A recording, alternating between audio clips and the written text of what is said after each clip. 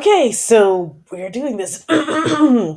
well, for the maybe three of you that watched my video back in November, I promised that I'd be doing something nerdy on this difference appreciation day, and this is it. Let's just go to the folder, shall we?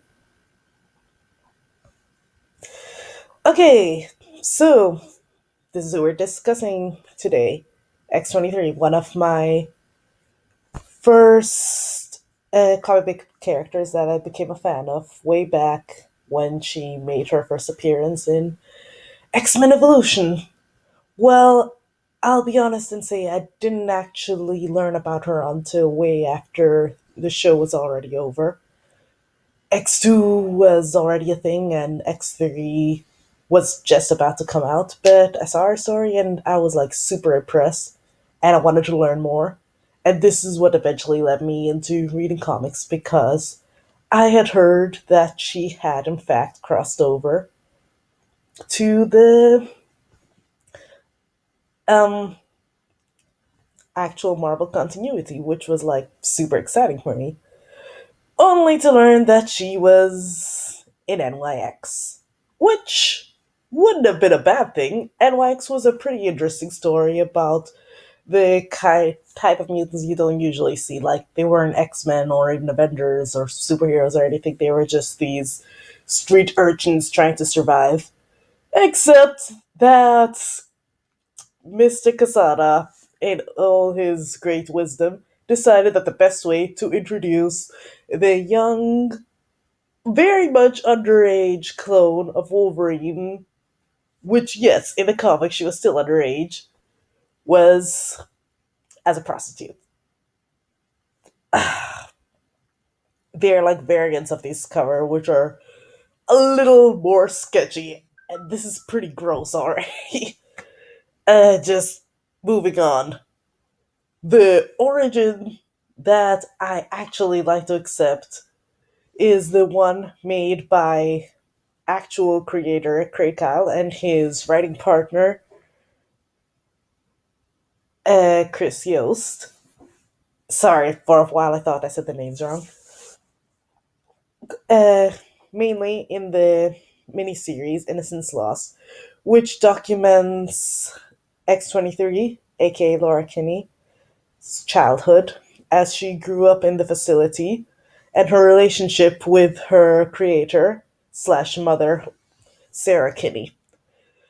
And basically just how she came to be and the few people that cared for her, who unfortunately didn't quite make it past this miniseries because of backstory stuff. I don't want to like spoil everything. I mean, there's gonna be spoilers, I'll admit.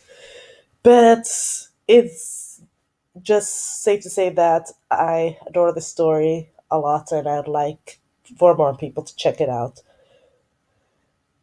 Well, now, during this whole thing, things change for X-23 when Sarah gets contacted by her estranged sister, Debbie. Namesake? Not really. But yeah, we share a name. Okay, moving on. So she finds out that her niece, that she hardly knows, has been kidnapped by some kind of pervert and sends X-23 to rescue her. Which, of course, she does because she's amazing. And this doesn't bring about the humanity that she hoped it would, but it does.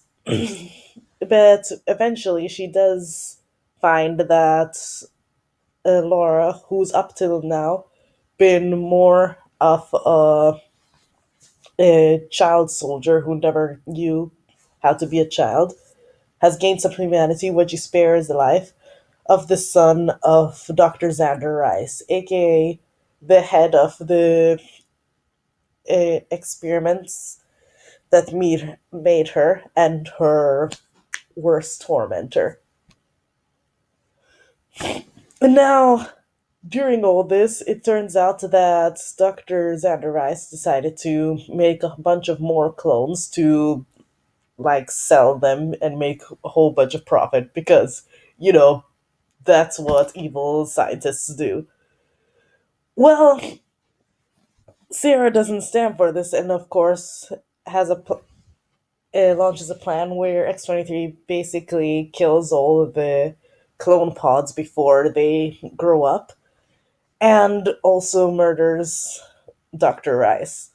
However, he has a nasty surprise in store because he had earlier put some trigger scent on Dr. Sarah Kinney before she went to meet X-23 as they were about to make the Great Escape. Now, I should quickly explain the trigger scent since it's going to be a reoccurring topic during this video. The trigger scent is basically a certain smell that they condition X-23 to react violently towards anytime she smells it, regardless of who the target is. And because of this, yes, big spoiler alert, Sarah doesn't live past this miniseries. But as she dies in the snow, she gives X-23 her name, Laura, and that's been part of her character ever since. Not even in the cartoon did she have that name. It was only here, and maybe sort of hinted at back in Kosada's story that she actually had a name, or that it was Laura. But I find that this origin is better than the one in NYX because I feel like that one was mostly just there for shock tactics and I don't know. Moving on. The other story, made by the same creators, Cow and Yost, picks up pretty much where the last one left off with the death of Sarah Kinney. This story focuses more on her relationship with the rest of her family and a more in depth view of her training, as well as how she reacted to the trigger scent and some in depth look of how she was conditioned to react violently towards it. Yeah. Moving on. In this story, she tracks down her erstwhile cousin, Megan, and tries to form a relationship in hopes of getting a family that she never had before. But things go south when she is tracked down by Kimura, a character first introduced in New X-Men and further explored in this series. Kimura was sort of the handler for X-23. Every time she disappointed her creators or just basically pissed off Dr. Rice, Kimura was sent to like pretty much torture her.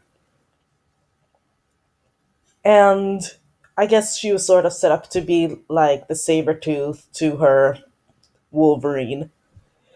Unfortunately, past anything that Colin Yost would write, she would never be utilized, which I think is a pity because I feel like they had some interesting repertoire going on, as far as enemies go. The deal with Kimura is not only is she some kind of sadistic child abuser, but she also has Luke Cage esque unbreakable skin. And since I already mentioned it, New X Men. Now, Colin Yule started writing New X Men shortly after the House of M incident, and because they killed off a lot of fan favorite characters, and also it was past House of M, which was pretty much a very terrible time to be writing any X Men comics. People didn't really take kindly towards their new direction. claiming that they were just pretty much trying to shill X-23, which probably there was a little bit of truth in it, but I like to think that they cared about the characters. Particularly, I find like they were just starting up an interesting storyline for the Josh Foley, who had a really rocky relationship with X-23. Not romantically, just they seemed to really clash. But over time, they grew closer, which I'll get back to. During New X-Men, Laura also started having a friendly relationship with Cecily Kincaid, aka Mercury, and Surya Quadir, aka Dust. In fact, Laura grew so close to them that in uh, two occasions she actually saved both of these respective characters' lives. And in return, Josh Foley, who had recently discovered a gift of destroying matter and not just healing it, fixed her when she almost was irreparably damaged. And there was a thing with Julian Keller, aka Hellion, but that's not interesting, and let's move on. She would next make her appearance in also the Kylie News written X Force, which, okay, I haven't read a lot of X Forces, but this is probably my favorite rendition. In fact, this picture here used to be my background. Nowadays, my background, that's the background is like Critical Role stuff. Well, okay, I'm clearly. Alright, moving on. Josh Foley stuff. Yay! My favorite topic. Okay, so I don't really ship them, but I ship them platonically because their histories, even though vastly different, seem to merge and fit in a really interesting way.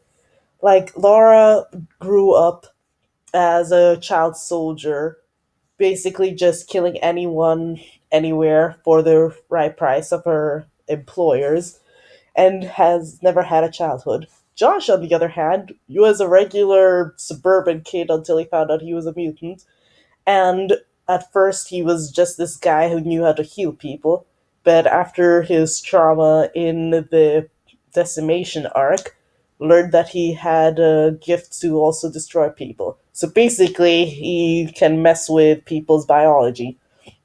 And so they're both kind of characters who have this potential to be amazing heroes, but also like the potential to be just killers.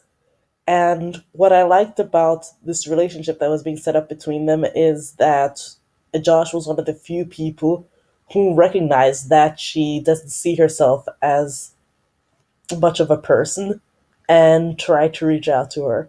Sure, there was also Surya and Cecily, but in a way, I feel like Josh is the one who actually understands what she's going through because he is easily one of the most dangerous mutants that are alive, and so he can understand where she's coming from.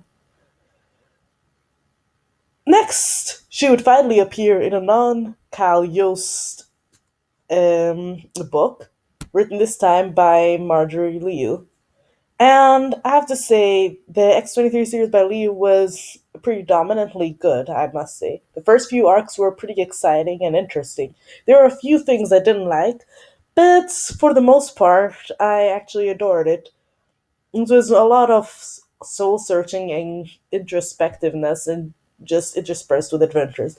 I particularly liked the arc where she was introduced to Jubilee because it felt like there was this whole full circle thing. Jubilee being one of the original Wolverine sidekicks, acting as a mentor to X-23 was really touching, and I was like the friendship they were building.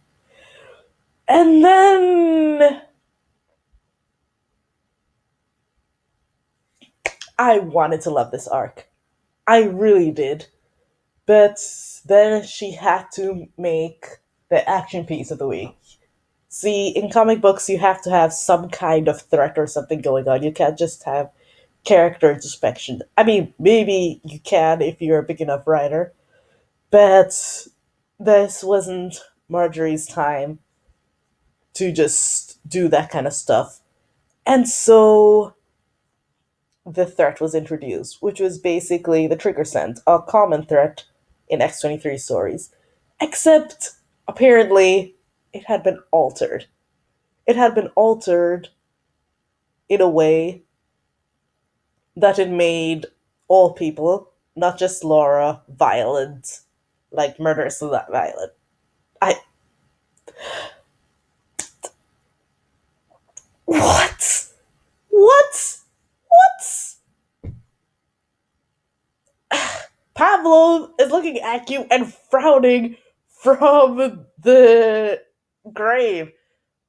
Oh, that's not how the trigger set works. That is.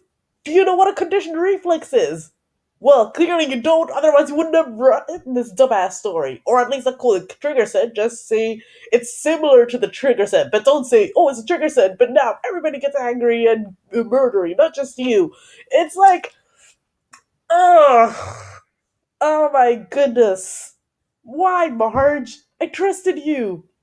I trusted you when you decided to go with the prostitute origin, even though the Kylie Yost origin was perfect and you didn't need to go with the sleazy shock value one.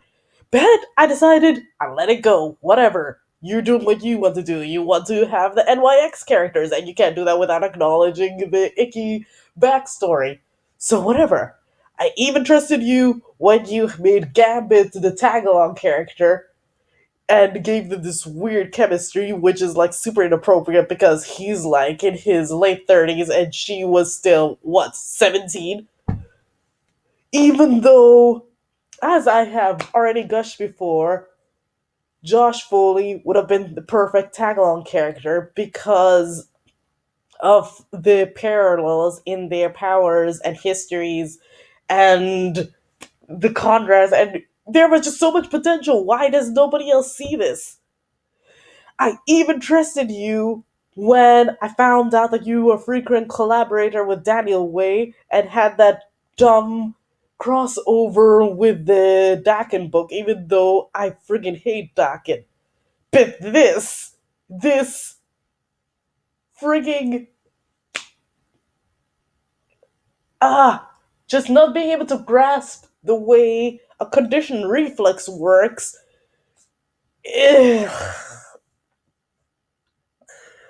Ugh. Moving on.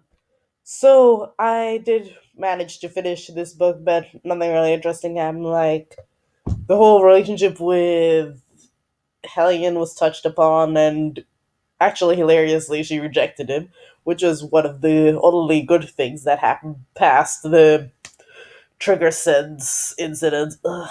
I remember the last issue was like sort of the Grey slash Revenant kind of thing going on, but it was completely dialogueless, which I guess was artsy. The next thing I knew, she was in Avengers Academy, which I read the first few issues of, up until the point where she appeared. I don't know, I was sort of interested, but then I got busy with life and I never quite got back. And when I was starting to want to get back into Avengers Academy, it was in that ridiculous Battle Royale slash Hunger Games cash in event thingy, and I just couldn't be bothered. So, lately I haven't really been up to date with X-23 things, so I actually had to look up where she's been, and apparently she's been gaining popularity and doing pretty good for herself. She's officially taking over the mantle of Wolverine, which I admit might be a whole thing where they're trying to diversify their cast. What with there being the Captain Marvel of color, and now Sam is the new Captain America. I'm not saying any of these things are bad. I'm just saying they're a little bit pandery. But hey, I'm not gonna argue with this. I think she's earned to get the medal, and as long as it's a DAC, and I'm fine. Also, she's apparently actually had a love interest and not just somebody who sort of has weird chemistry with her. And she's dating the time displaced Warren Worthington now, which is a weird choice, but whatever. I don't read the books, so I don't know how they work. And apparently, her biggest foe right now is more clones of herself. Just there, even though she destroyed all the samples and it took time for her to grow into her age, and now they're just instant. You know what? Doesn't matter.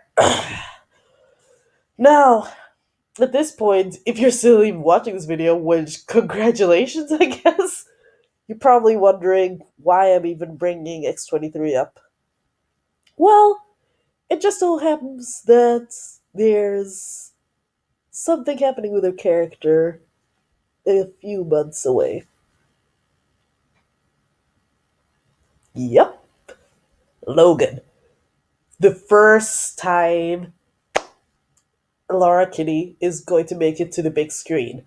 Guys, Logan is to me what Suicide Squad was to the fanboys, and Daphne Keane is my Margot Robbie. Except, not quite. You know what I mean. Basically, this has been like a dream come true. I wasn't even really looking forward to be for her character to be in a movie, but the trailer looks really, really good, and I'm just excited with what they're going to do with her character. And now, thanks to Deadpool, our ratings are popular again, so we might be able to get a really compelling story which doesn't hold back on more edgy scenes. And I don't know, I'm just like really excited for this movie. And I'm so excited, in fact, that I'm going to, you know, start doing this thing. This is actually based on an idea I got from these fine gentlemen at Superhero News. They were talking about rewatching all the X-Men movies in anticipation of Logan coming out in theaters on March. In March. Wow, this video is completely horrible. Thank goodness, like, only two people watch my videos consistently. Anyways, the point is, I'm going to be doing a little rewatch of my own. Not like all in one sitting, because who has that kind of time? But every Friday or Saturday, like sometime in the weekend, I'm going to be watching one of the X-Men movies starting this week or this Friday. And I'm probably not going to be like talking about it all. I mean, I'm going to try live tweeting, at least for the first one, but I'm probably not going to do it because I'll be too busy actually watching the movie. And yes, this includes the really crappy ones as well. And I'll finally like catch up on the movies that I haven't seen, like oddly enough, Deadpool and Age of Apocalypse, which seems weird because those are like two of the biggest movies that came out. Well, more so Deadpool than Age of Apocalypse. But apparently there is some scenes relevant to the Logan movie that are in Age of Apocalypse, so that's pretty much the only reason why I'm going to be watching it. And yeah, I might be hoping too much that this is going to be a good movie because, let's be honest, the Wolverine movies haven't had the best track record. I mean, I actually like the Wolverine, but I can understand why it wasn't like as well accepted as the better X-Men movies. But I'm feeling pretty good about this movie because even though I didn't see Craig Kyle get the credit he was due for creating X-23 in the IMDb page, you know what I did see? Dr. Xander Rice, a character who was created for his miniseries and existed exclusively in only his writing and his origin. You know what I didn't see? Zebra Daddy, X-23's peep in Joe Quesada's masterpiece. So, here's hoping this is gonna be a really awesome movie. And if you guys want to me to um like live tweet or something about it, just let me know in the comments. Or don't, I'll just do whatever. Whew. Bye.